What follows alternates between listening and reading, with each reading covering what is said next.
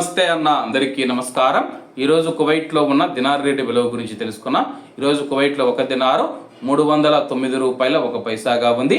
1000 రూపాయలకు 3 దినార్ల 236 ఫిల్స్ అయితే మనం చెల్లించాల్సి ఉంటుంది. 10,000 రూపాయలకు 32 దినార్ల 360 ఫిల్స్, 20,000 రూపాయలకు 64 దినార్ల 720 ఫిల్స్, 30,000 రూపాయలకు 97 దినార్ల 80 ఫిల్స్ అయితే మనం చెల్లించాల్సి ఉంటుంది.